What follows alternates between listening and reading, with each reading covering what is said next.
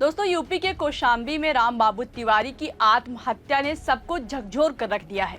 इसके बैकग्राउंड से न केवल इंसाफ पर सवाल खड़ा हो रहा है, बल्कि सिस्टम को सवालों के कटघरे में लाकर खड़ा कर दिया है।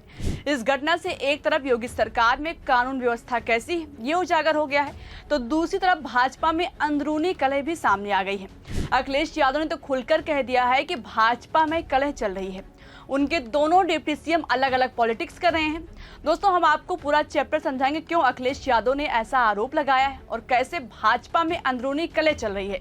लेकिन उससे पहले आपको कौशाम्बी की पूरी घटना बता देते हैं।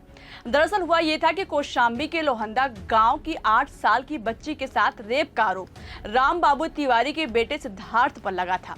इस मामले में पुलिस ने सिद्धार्थ के खिलाफ केस दर्ज किया और पॉक्सो एक्ट के तहत जेल भेज दिया। लेकिन इस घटना पर राम बाबू तिवारी का कहना था कि उनके बेटे को फंसाया गया है। गांव के प्रधान भूप नारायण पाल और उनके सहयोगियों ने मिलकर उनके बेटे को फंसा दिया है। इसकी वजह सिर्फ इतनी थी कि उन्होंने चुनाव में साथ नहीं दिया। जब वो प्रशासन से न्याय की गुहार की, तब दरवाजे बंद मिले। जब उनकी आवाज नहीं सुनी गई तो उन्होंने खामोशी से सुसाइड नोट लिखकर ये कदम उठा लिया। ये बात सुसाइड नोट में लिखी थी। दोस्तों, इस घटना ने सभी को झकझोर कर रख दिया है। सुसाइड नोट से साफ है कि यूपी में सिस्टम अंधा हो गया है। राजनीतिक दबाव बनाकर बेगुनाहों को फंसाया जाता है। 5 जून को पोस्टमार्टम के बाद जब शव घर पहुंचा तो आक्रोशित परिजन और ग्रामीणों ने लोहंदा गांव के पास नेशनल हाईवे पर शव रखकर चक्का जाम कर दिया।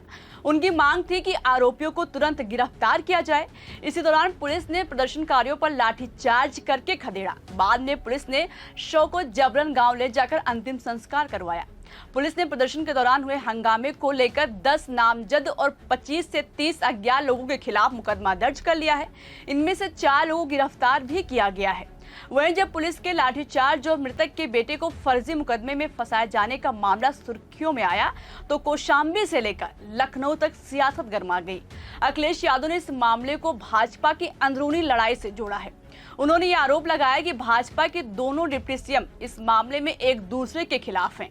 अखिलेश यादव ने एक्स पर लिखा है कि भाजपा की अंदरूनी राजनीति की शर्मनाक लड़ाई में कौशाम्बी पिस रहा है। कौशाम्बी में 2 भाजपाई उप मुख्यमंत्री 2 समाज के लोगों को आपस में लड़वा रहे हैं। इसमें बिना केशव प्रसाद मौर्य का नाम ले अखिलेश ने कहा कि पहले एक उप मुख्यमंत्री ने नाइंसाफी करते हुए पाल समाज के लोगों को मोहरा बनाया। इसके बाद दूसरे उप मुख्यमंत्री ने अपने उस समाज के नाम पर झूठी सहानुभूति दिखाई, जो समाज इन दोनों के ऊपर वालों को नहीं भाता है। इसलिए पीछे से वो भी सक्रिय हो गए, जिनकी पहले वाले उप मुख्यमंत्री से पुरानी खींचातानी है। फिर इन ऊपर वालों की भी आपस में टकराहट है। इसलिए केंद्र वाले कौशाम्बी की राजनीति करने वालों के साथ खड़े हैं। ध्यान से समझा जाए तो ये भाजपा की अंदर की राजनीति में मचा एक बड़ा घमासान है। इसमें 2 या 2 से अधिक समाजों को आपस में भिड़वाकर कौशाम्बी, लखनऊ, दिल्ली की भाजपाई राजनीति अपना विभत्स खेल खेल रही है। इसका शिकार जनता हो रही है। इस लड़ाई में वो भी कूद पड़े जिनका समाज सत्ता सजातीय राजनीति का विशेष रूप से शिकार है। इसके आगे अखिलेश ने लिखा, वो समाज लगातार सत्ता के निशाने पर है। इसके कारण दूसरे उप मुख्यमंत्री अपने समाज पर हो रहे अत्याचार और अपमान पर अपनी कुर्सी बचाने के लिए सुविधाजनक चुप्पी साधे बैठे हैं। दोस्तों, अखिलेश यादव ने बिना डिप्टी सीएम ब्रजेश पाठक का नाम लिए कहा कि कौशाम्बी के मामले में उनको लगा कि जब वो कुछ सक्रियता दिखाएंगे तो शायद सत्ता की ओर से निरंतर उत्पीड़ित एवं अपमानित किए जा रहे उनके अपने समाज में वो मुंह दिखाने लायक बन जाएंगे। सच तो यह है कि भाजपाइयों को जनता या किसी समाज की कुछ नहीं पड़ी है। सब अपनी अपनी खो चुकी जमीन की संभावना फिर से तलाशना चाहते हैं। लेकिन अब जनता बहुत चौकन्नी और जागरूक है। वो भाजपा की विभाजनकारी नकारात्मक राजनीति को अब और पनपने नहीं देगी। शीर्ष भाजपाइयों और शिखर भाजपाइयों के आपसी झगड़े के कारण हर वर्ग और समाज बीच में पिस रहा है। सच्चाई तो यह है कि समाज को बांटना और लड़ाना ही भाजपाइयों की पुरानी साजिशाना सियासत रही है। इससे उन्होंने उन अंग्रेजों से सीखा है जिनका उन्होंने हमेशा साथ दिया था। इतना ही नहीं, अखिलेश यादव ने आगे लिखा है कि कौशाम्बी भाजपा के अन्याय का शिकार है। भाजपा से हर वर्ग और समाज को अब और भी सचेत एवं सतर्क रहना पड़ेगा। अगर ऐसा नहीं हुआ तो ये भाजपा इस समाजों के बीच आग लगाकर अपनी सियासी रोटी सेकने में लगे रहेंगे। एक को फंसाकर आत्महत्या पर मजबूर करेंगे तो दूसरे पर इनाम घोषित करवाएंगे। कौशाम्बी का बच्चा जानता है कि सच क्या है। उन्होंने कहा कि भाजपा राजनीति को इस स्तर पर ले जाएगी किसी ने सोचा भी नहीं था।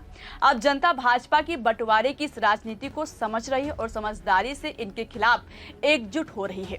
यही कारण है कि जहां भी कुछ लोग और समाज भाजपा के विरुद्ध जाते दिखते हैं, ये भाजपाई उनके बीच झूठे आरोप प्रत्यारोप और एफआईआर मुकदमे की दीवार खड़ी कर देते हैं। भाजपा की सियासी षड्यंत्र का मुकाबला समाज की एकता ने देना शुरू कर दिया है। इसलिए हर पीड़ित उत्पीड़ित भाजपा को हटाने के लिए लामबंद हो गए हैं। तो दोस्तों, इतना लंबा चौड़ा पोस्ट अखिलेश यादव ने लिखा था। इसमें उन्होंने सीधे तौर पर आरोप लगाया कि कौशाम्बी में बीजेपी पाल पॉलिटिक्स कर रही है। उनके दोनों डिप्टी सीएम में अंदरूनी कलह। इसके साथ ही उन्होंने यूपी के सिस्टम पर भी सवाल उठाए हैं। हालांकि दोस्तों, राम बाबू तिवारी के सुसाइड के बाद जब उनके परिवार वाले और गांव वालों का आक्रोश भड़का, तब पुलिस जागी। पुलिस ने ग्राम प्रधान और इस मामले के मास्टरमाइंड भूप नारायण पाल पर 25,000 का इनाम घोषित किया है। लेकिन सवाल है कि गांव का प्रधान कहां है, उसकी गिरफ्तारी क्यों नहीं हुई? ये सवाल है सरकार से, सिस्टम से और प्रशासन से। हालांकि दोस्तों, राम बाबू मामले में लापरवाही सामने आने के बाद कौशाम्बी के एसपी राजेश कुमार ने कार्रवाई की है। कुछ पुलिसकर्मियों को सस्पेंड किया गया है तो कुछ का ट्रांसफर हुआ है। लेकिन अफसोस, प्रशासन की नींद खुलने में बहुत देर हो गई। राम बाबू तिवारी अपने बेटे की न्याय की आस में सुसाइड कर ली है। अब देखने वाली बात होगी, क्या राम बाबू तिवारी को असल मायने में न्याय मिलेगा या सिर्फ कह देने और एफआईआर तक ही सीमित रह जाएगी? फिलहाल दोस्तों, मेरे साथ इस खबर में अभी के लिए इतना ही। मेरा नाम शिवानी पांडे और आप मेरे साथ देख रहे थे 4 PM यूपी। नमस्कार।